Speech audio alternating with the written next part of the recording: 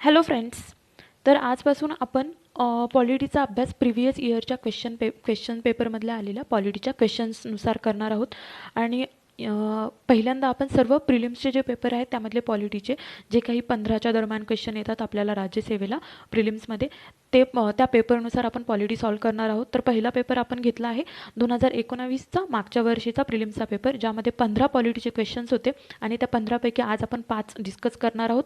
म्हणजे आपल्या 3 लेक्चरमध्ये 2019ची जी प्रिलिम्स होती त्यामधले पॉलिटी चे क्वेश्चन्स कंप्लीट होतील. तर मी सेट ए वापरते, म्हणून त्यामधला क्वेश्चन 21 नंबरचा क्वेश्चनपासून पॉलिटी सुरू होत आहे.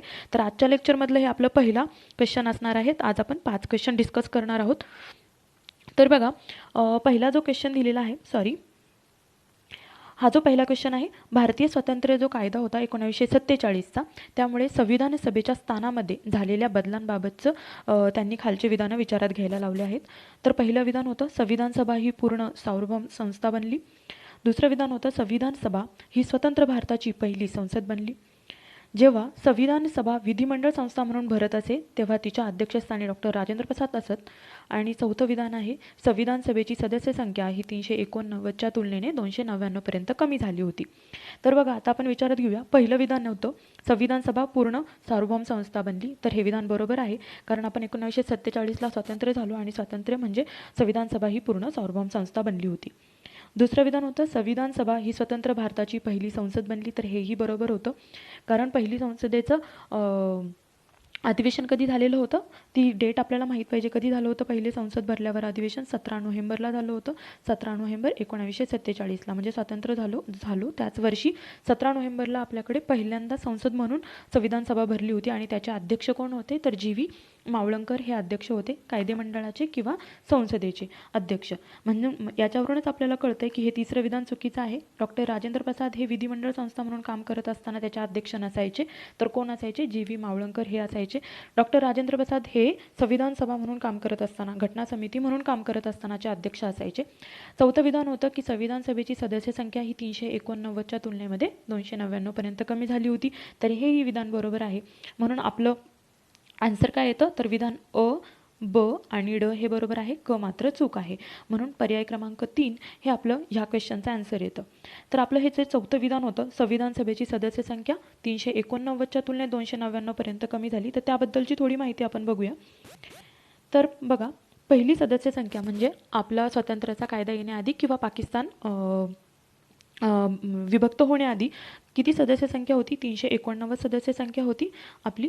तर त्यामध्ये 296 सदस्य संख्या ही गव्हर्नरचे प्रांत आणि मुख्य आयुक्तांचे प्रांत मिळून होती. त्यामधली 292 आपल्याला माहिती आहे की गव्हर्नरचे प्रांत मिळून होती, तर उरलेले 4 सदस्य हे मुख्य आयुक्तांच्या प्रांतामधून येत होते. मग मुख्य आयुक्तांचे प्रांत किती आहेत? तर मुख्य आयुक्तांचे प्रांत 4च आहेत, जे आपण कसे लक्षात ठेवतो? ABCD असं लक्षात ठेवतो. ए म्हणजे काय? अजमेर, मारवाड. बी म्हणजे बलुचिस्तान, सी म्हणजे कुर्ग आणि डी म्हणजे दिल्ली. ह्या 4 मुख्य आयुक्तांच्या प्रांतामधून प्रत्येकी एक, अशा प्रकारे 4 सदस्य आणि 11 गव्हर्नरचे जे प्रांत होते त्या 11 प्रांतांपैकी मधून 292 सदस्य संविधान सभेवर निवडून येणार होते 389 पैकी. हे निवडून आलेले सदस्य होते. आणि जे आपले संस्थानं होते त्यामध्ये 93 सदस्य हे संस्थानांमधून नामनिर्देशित करण्यात येणार होते. तर हे सर्वात महत्त्वाची गोष्ट आहे. हे 296 सदस्य हे निवडून येणार होते, तर 93 सदस्य हे नामनिर्देशित होणार होते संस्थानांमधून. तर हे कधीची स्थिती होती? जेव्हा पाकिस्तान भारतामध्ये, पाकिस्तानची टेरिटरी भारतामध्ये होती, अखंड भारतामध्ये, तेव्हाची 389 ही संख्या होती. मात्र जेव्हा पाकिस्तान देश वेगळा झाला त्यावेळी मात्र सदस्य संख्या आपली झाली होती. किती झाली होती सदस्य संख्या? त्यावेळी झाली होती 299 इतकी सदस्य संख्या ही झाली होती. कारण त्यावेळी आपल्याकडे 296मधून 67 जे होते ते बाजूला झाले होते. म्हणजे 296 आपण जे बघितलं होतं मुख्य आयुक्तांचे प्रांत आणि 11 गव्हर्नरचे प्रांत, त्या 296 पैकी 67 हे पाकिस्तानमध्ये गेले होते. म्हणजे राहिले किती होते? फक्त 229 गव्हर्नर आणि मुख्य आयुक्त प्रांत. आणि जे आपण आधी पाहिलं संस्थानांमध्ये आपले 93 होते, त्यापैकी फक्त आता 70च राहिले होते आणि हे 2 मिळून म्हणून 299 संख्या झाली होती. तर चौथं विधान जे दिलं होतं 389 वरून 299 झाली होती संख्या, तर ते बरोबर आहे. पुढचा क्वेश्चन आपण बघणार आहोत 22वा, म्हणजे आपला दुसरा क्वेश्चन. 1978च्या 44व्या घटना दुरुस्ती अधिनियमाद्वारे राष्ट्रीय आणीबाणीच्या संदर्भामध्ये, कशाच्या विचारले हे यांनी? राष्ट्रीय आणीबाणीच्या संदर्भामध्ये खालीलपैकी कोणती तरतूद केलेली नाही? हे विचारलं आहे. नाही. ह्या शब्दांवर आपल्याला लक्ष द्यायचं आहे. तर कोणती तरतूद केलेली नव्हती. पहिलं विधान होतं कॅबिनेटची लेखी शिफारसीशिवाय कॅबिनेटच्या लेखी शिफारसीशिवाय राष्ट्रपती राष्ट्रीय आणीबाणी घोषित करू शकणार नाही. दुसरं होतं अंतर्गत अशांतता याऐवजी सशस्त्र बंडाळी हा शब्दप्रयोग त्यावेळी करण्यात आला. तिसरं होतं अनुच्छेद 19 खाली असलेले 6 मूलभूत अधिकार हे केवळ युद्ध अथवा परकीय आक्रमणाच्या कारणास्तवच घोषित करण्यात आलेल्या आणीबाणीमध्ये निलंबित करता येतील आणि जेव्हा ती आणीबाणी सशस्त्र बंडाळींच्या कारणास्तव घोषित करण्यात आलेली असेल त्यावेळी मात्र ते निलंबित करता येणार नाही. चौथं वाक्य होतं जर संसदेच्या कोणत्याही सभागृहाने आणीबाणीच्या घोषणेला विरोध करणारा अथवा आणीबाणी चालू ठेवण्यास विरोध करणारा ठराव कोणत्याही वेळी मंजूर केला तर राष्ट्रपतींना आणीबाणी मागे घ्यावी लागते किंवा मागे घेण्याची घोषणा करणे आवश्यक आहे. असे 4 वाक्य दिलेले होते आणि आपल्याला काय विचारले तर कोणती तरतूद करण्यात आली नव्हती 44व्या घटनादुरुस्तीने. चला पहिलं वाक्य बघूया. कॅबिनेटच्या लेखी शिफारसीशिवाय राष्ट्रपती राष्ट्रीय आणीबाणी घोषित करू शकणार नाहीत. हे 44व्या घटनादुरुस्तीमध्ये केलं होतं. आपल्याला माहिती आहे 1975ला इंदिरा गांधी यांनी लावलेली जी खूप वादग्रस्त अशी आणीबाणीची राष्ट्रीय आणीबाणी घोषित केली होती त्या धर्तीवर आणि 42व्या घटनादुरुस्तीला सुधारण्याच्या धर्तीवर 44व्या घटनादुरुस्तीमध्ये जे काही गोष्टी होत्या त्यामध्ये हेही होतं की कॅबिनेटच्या लेखी शिफारसीशिवाय राष्ट्रपती राष्ट्रीय आणीबाणी घोषित करू शकत नाहीत. दुसरं होतं अंतर्गत अशांतताऐवजी सशस्त्र बंडाळी हा शब्द प्रयोग करण्यात आला. हे आपल्या सर्वांना माहीत आहे. हे बरोबर आहे. पुढचं होतं अनुच्छेद 19 खाली असलेले जे 6 मूलभूत अधिकार येतात ते केवळ युद्ध आणि परकीय आक्रमणाच्या कारणास्तव जर घोषित झाली असेल आणीबाणी तरच निलंबित करता येतील आणि जर सशस्त्र बंडाळ्यांच्या कारणावरून झाली असेल तर निलंबित करता येणार नाही. तर हेही बरोबर आहे. हे आर्टिकल कुठलं आहे हे तुम्हाला माहीत आहे का? सांगा मला हे आर्टिकल कुठलं आहे. चौथं वाक्य होतं जर संसदेच्या कोणत्याही सभागृहाने इथं सर्वात महत्त्वाचं आहे की संसदेच्या कोणत्याही सभागृहाने नाही फक्त लोकसभेने. त्यामुळे हे चौथंच आपला आन्सर आहे. चौथंच ही 44व्या घटनादुरुस्तीनुसार हे सेंटेन्स त्यामध्ये नाही आहे राष्ट्रीय आणीबाणीच्या संदर्भात. तर काय आहे राष्ट्रीय आणीबाणीच्या संदर्भात? संसदेच्या कोणत्याही सभागृहाने नाही तर फक्त लोकसभेने जर अशा घोषणेला विरोध करणारा ठराव पारित केला तर आणीबाणी राष्ट्रपतींना मागे घ्यावी लागते. तर त्याच्याबद्दलची तरतूद काय आहे आपण बघूया. तर काय आहे ते जर राष्ट्रीय आणीबाणी लावली असेल तर त्याच्या मान्यतेसाठी आपल्याला माहिती आहे की मान्यतेसाठी लोकसभा प्लस राज्यसभा या दोघांचीही मान्यता लागते जेव्हा राष्ट्रीय आणीबाणी लागू केली जाते तेव्हा. आणि ही जी मान्यता दिली जाते ती मात्र विशेष बहुमताने दिली जाते. तर हे महत्त्वाचं आहे. विशेष बहुमताने ही मान्यता द्यावी लागते आणि दोघांनाही द्यावी लागते. परंतु जेव्हा आपण आणीबाणी रद्द करण्याचा ठराव म्हणतो तर आणीबाणी एकतर रद्द राष्ट्रपती स्वतःहून करू शकतात किंवा लोकसभेने किंवा राज्यसभेने ह्या दोघांनाही दर 6 महिन्यांनी जर त्या राष्ट्रीय आणीबाणीला मान्यता दिली नाही तरी ती रद्द होते. हे 2 प्रकार माहिती आहे. तर तिसरा प्रकार आहे जेव्हा लोकसभा आपल्या एकूण सदस्य संख्येच्या 1/10 सदस्यांनी मिळून जर लोकसभेच्या एकूण सदस्य संख्येच्या 1/10 सदस्यांनी सभापतीकडे किंवा राष्ट्रपतीकडे ह्या दोघांकडे जर लिखित निवेदन दिलं कशासाठी की आम्हाला आणीबाणी रद्द करण्यासाठीचा विचारविनिमय करण्याची बैठक भरवायची आहे अशा प्रकारचा ठराव जर एकूण सदस्य संख्येच्या 1/10 सदस्यांनी अधिवेशन चालू असताना सभापतीकडे आणि जर अधिवेशन चालू नसेल तर राष्ट्रपतीकडे असा जर विचारविनिमय करण्यासाठीचं निवेदन दिलं तर त्यावेळी 14 दिवसाच्या आत अशी बैठक बोलवली जाते आणि या बैठकीमध्ये जर लोकसभेच्या एकूण सदस्य संख्येच्या जर लोकसभेच्या प्रेझेंट आणि वोटिंग मधून साध्या बहुमताने जरी पास केलं तरीसुद्धा ही राष्ट्रीय आणीबाणी राष्ट्रपतीला रद्द करावी लागते. म्हणून इथं लक्षात ठेवण्याचं काय आहे तर जेव्हा मान्यता देतात तेव्हा विशेष बहुमताची गरज असते तर जेव्हा रद्द करायची असते तेव्हा साध्या बहुमताची गरज असते. मान्यता देण्यासाठी लोकसभा प्लस राज्यसभा ह्या दोघांचीही मान्यतेची आवश्यकता असते पण जेव्हा ठराव रद्द करण्याचा असेल तेव्हा फक्त लोकसभेची गरज असते. म्हणून चौथं विधान चुकीचं आहे. कोणत्याही सभागृहाने नाही फक्त लोकसभेने. तर पुढचा क्वेश्चन आपण बघूया. थर्ड क्वेश्चन आहे आजच्या लेक्चरमधला आपला. खालील विधाने विचारात घ्या असं त्यांनी म्हटले. पहिलं वाक्य आहे मूळच्या राज्यघटनेत उपराष्ट्रपतींची निवड ही संसदेच्या दोन्ही सभागृहांच्या संयुक्त बैठकीत व्हावी अशी तरतूद होती. मूळच्या राज्यघटनेत म्हटले त्यांनी मूळ राज्यघटनेत. नंतर 1961च्या 11व्या घटनादुरुस्तीने उपराष्ट्रपतींच्या निवडीची पद्धत बदलण्यात आली. तिसरं वाक्य आहे उपराष्ट्रपतींची निवड दोन्ही सभागृहांच्या केवळ निर्वाचित सदस्यांच्या निवड मंडळाकडून केली जाते. आणि चौथं वाक्य आहे निवड मंडळ म्हणजे ज्याला आपण इलेक्टोरल कॉलेज असं म्हणतो ते अपूर्ण होते, या कारणास्तव उपराष्ट्रपतींच्या निवडणुकीला आव्हान देता येणार नाही. तर बघा, वन बाय वन बघूया आपण. पहिलं काय आहे, मूळच्या राज्यघटनेत उपराष्ट्रपतींची निवड ही संसदेच्या दोन्ही सभागृहांच्या संयुक्त बैठकीत व्हावी अशी तरतूद होती. समजा हे वाक्य बरोबर आहे, पण समजा तुम्हाला अ आणि ब यापैकी दोन्ही वाक्य माहीत नाहीत, तर मात्र आपण काय करणार आहोत, खालच्या दोन वाक्यांपैकी परफेक्टली आपल्याला जे चूक आहे असं माहिती आहे ते कुठलं आहे बघा. उपराष्ट्रपतींची निवड दोन्ही सभागृहांच्या केवळ निर्वाचित सदस्यांच्या निवड मंडळाकडून केली जाते. तर हे वाक्य चूक आहे हे आपल्याला माहिती आहे. का चूक आहे? कारण फक्त निर्वाचित नाही, तर निर्वाचित आणि नामनिर्देशित अशा दोन्ही सदस्यांचे, दोन्ही सभागृहांचे जेवढे काही सदस्य असतील ते उपराष्ट्रपतीच्या निवडणुकीत भाग घेतात, हे आपल्याला माहिती आहे. म्हणजे काय माहिती आहे आपल्याला, क हे विधान चुकीचं आहे हे आपल्याला माहीत झालं. मग क विधान चुकीचं आहे म्हटल्यावर तिसराच पर्याय एक उरतो आपल्याकडे, जो आपला पर्याय बरोबर येतो की ज्याच्यात क हे विधान चुकीचं आहे. असंही आपण एलिमिनेट करू शकतो. पण आता माहितीमुळे आपल्याला बघूया आपण पहिला जो वाक्य दिलं आहे, म्हणजे अ वाक्य जे दिलं आहे, अ पर्याय. तर मूळ राज्यघटनेत उपराष्ट्रपतींची निवड ही संसदेच्या दोन्ही सभागृहांच्या संयुक्त बैठकीत व्हावी अशीच तरतूद होती. पहिल्यांदा त्याची दोन्ही लोकसभा राज्यसभेची संयुक्त बैठक घेतली जायची आणि त्यामध्ये त्यांची निवड प्रक्रिया केली जायची. 1961ला 11व्या घटनादुरुस्तीच्या दुरुस्तीने ही पद्धत बदलण्यात आली. आणि जी पद्धत कोणती करण्यात आली मग, तर ही पद्धत करण्यात आली होती प्रमाणशीर प्रतिनिधित्व पद्धतीने एकल संक्रमणीय मतदान तत्वानुसार. आपल्याला माहिती आहे राष्ट्रपतींचा सुद्धा एकल संक्रमणीय मतदान तत्वानुसारच केली जाते, तशीच आता उपराष्ट्रपतींचीही केली जाते. आणि ड वाक्य होतं, जी निवड मंडळ आहे ते अपूर्ण होते, या कारणास्तव उपराष्ट्रपतींच्या निवडणुकीला आव्हान देता येत नाही. तर हे राष्ट्रपतींच्या बाबतीतही बरोबर आहे आणि उपराष्ट्रपतींच्या बाबतीतही. म्हणजे समजा दोन्ही सभागृहांचे, लोकसभा आणि राज्यसभेमधल्या दोन्हींचेही निर्वाचित सदस्य ॲज वेल एज नामनिर्देशित सदस्य, सर्व सदस्य उपस्थित नाही आहेत किंवा काही सदस्य उपस्थित नाही आहेत आणि म्हणून तुमचं जे इलेक्ट्रॉल कॉलेज आहे ते अपूर्ण आहे असं म्हणलं आणि म्हणून मग उपराष्ट्रपतींची जी निवड झालेली आहे ती अवैध आहे असं म्हटलं तर ते चालत नाही. अशा अपूर्ण होते ह्या कारणास्तव उपराष्ट्रपतींच्या निवडणुकीला आव्हान देता येत नाही. तर मग हेही बरोबर आहे, अ बरोबर आहे, ब बरोबर आहे आणि ड बरोबर आहे. तिसरा पर्याय आपला बरोबर आहे.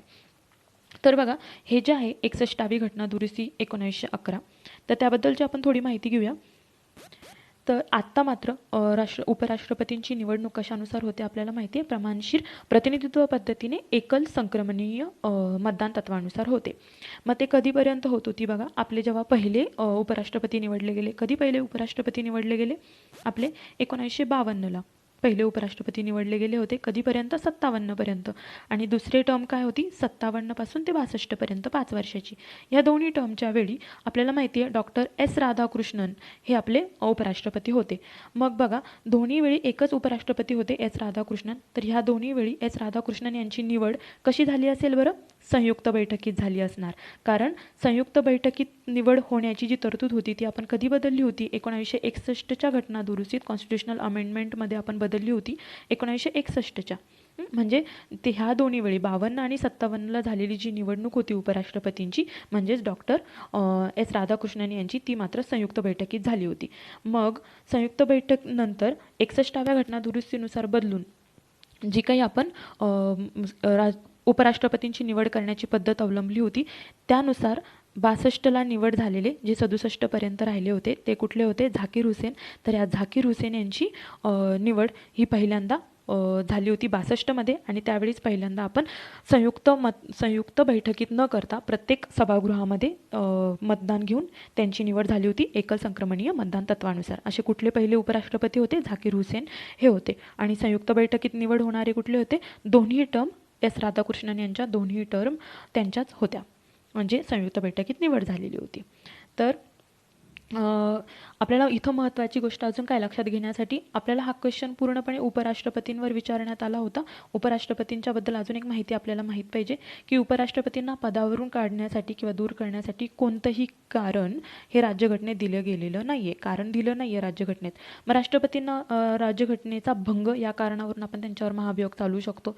आणि सुप्रीम कोर्टाच्या बाबतीत काय चालू शकतो? गैरवर्तणूक आणि अक्षमता या कारणावरून आपण सुप्रीम कोर्टाच्या न्यायाधीशांनाही काढू शकतो. मात्र उपराष्ट्रपतींना कोणतंही कारण राज्यघटनेत दिलेलं नाही आहे की त्या कारणावरून त्यांना काढण्यात येईल असं कुठलंही कारण आपल्या राज्यघटनेत नमूद केलेलं नाही. पुढचा क्वेश्चन आपण बघूया. 24वा क्वेश्चन आहे आपला, म्हणजे क्वेश्चन सेट ए मधला, जो आपला आजचा चौथा क्वेश्चन आहे. तर काय, महाराष्ट्राच्या राज्यपालांबाबत खालील विधाने सत्य, कोणते विधान सत्य आहे हे विचारलं आहे. काय बघायचं आहे आपल्याला? सत्य विधान विचारलेलं आहे. पहिलं विधान दिलं आहे, ते अँग्लो इंडियन जमातीमधील एकाला विधान परिषदेवर नामनिर्देशित करू शकतात. दुसरं विधान, ते अँग्लो इंडियन जमातीमधील किमान दोघांना विधानसभेवर नामनिर्देशित करू शकतात.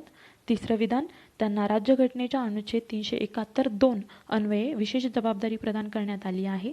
आणि चौथं विधान, ते राज्यघटनेच्या अनुच्छेद 31(a) खाली सक्तीने खाजगी मालमत्ता संपादन करण्यासंबंधीचे जे विधेयक असतं ते राष्ट्रपतींच्या विचारार्थ राखून ठेवू शकत नाही. तर हे 4 विधानं आहेत. चला वन बाय वन बघूया आपण. पहिलं विधान होतं, अँग्लो इंडियन जमातीतल्या किती जणांना नामनिर्देशित करू शकतात. तर आपल्याला जर हे माहीत असेल की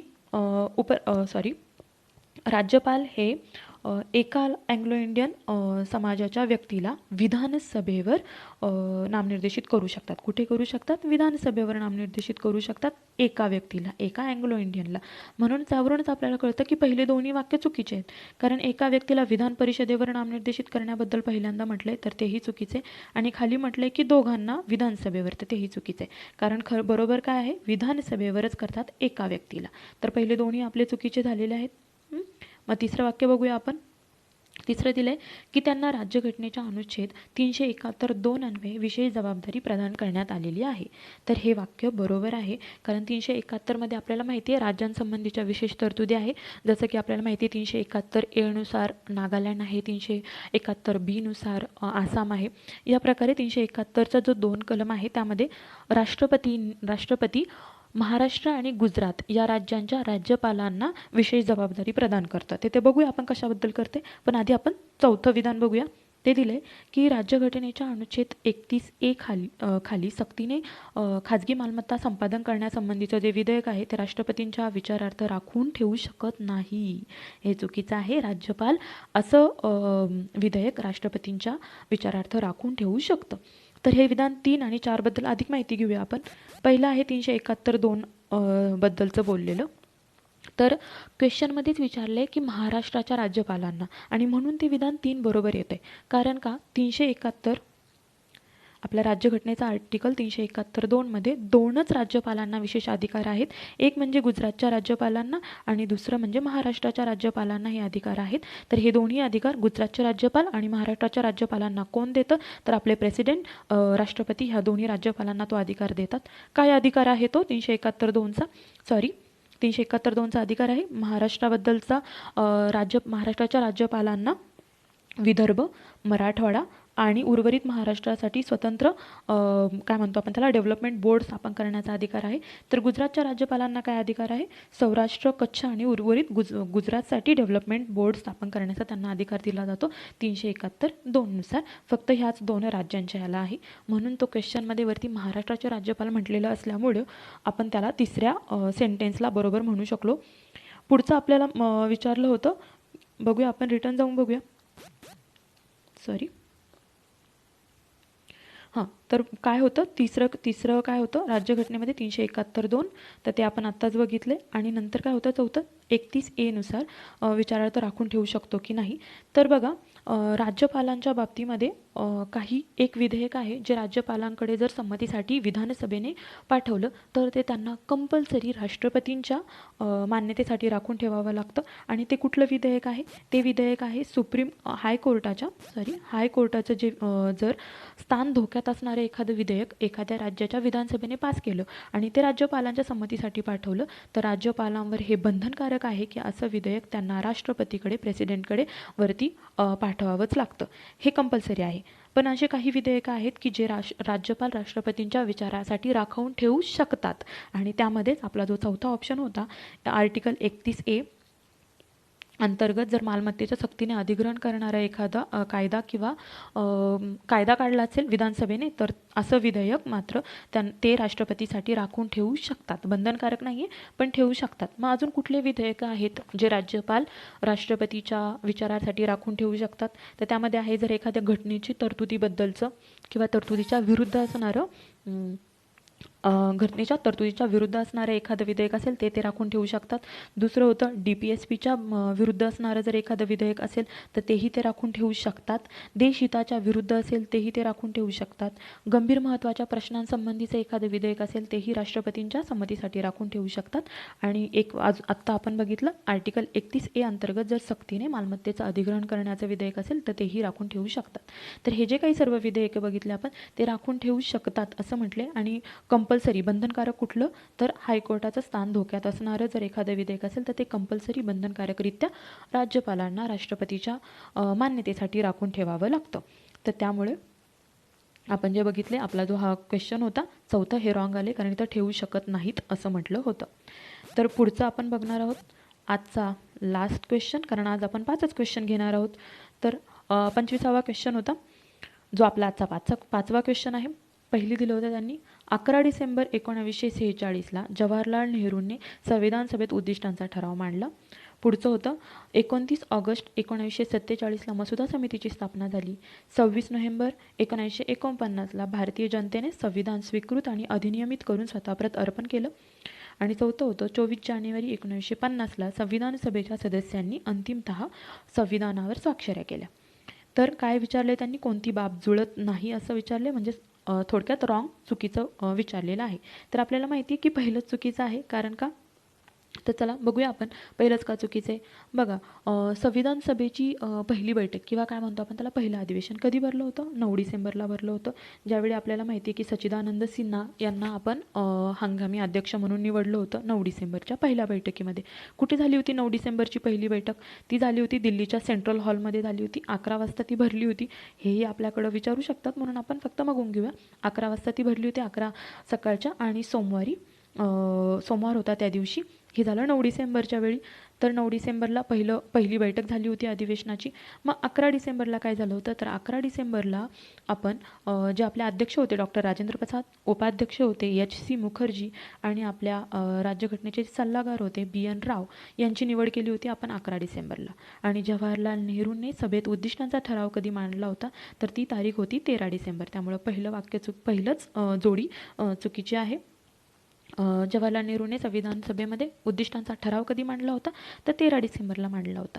मग हा उद्दिष्टांचा ठराव मान्य कधी झाला होता तर त्या दुसऱ्या अधिवेशनात, सेकंड अधिवेशनामध्ये 22 जानेवारीला तो मान्य झाला होता. कधी झाला होता 22 जानेवारी 1947ला तो मान्य झाला होता दुसऱ्या अधिवेशनामध्ये. तर पहिलंच चुकीचं आहे. तरी आपण एकदा खाली बघून घेऊया.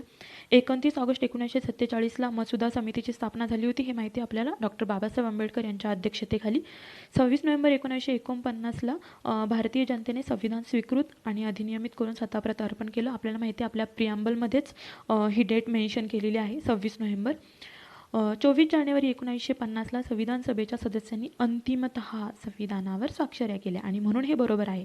कारण आपल्याला माहिती आहे की 26 नोव्हेंबर 1949ला आपल्या 299 सदस्यांपैकी, माहिती आहे ना आपल्याला 299 सदस्य होते, त्यापैकी 284 सदस्यांनी सह्या केल्या होत्या. कधी? 26 नोव्हेंबर 1949ला.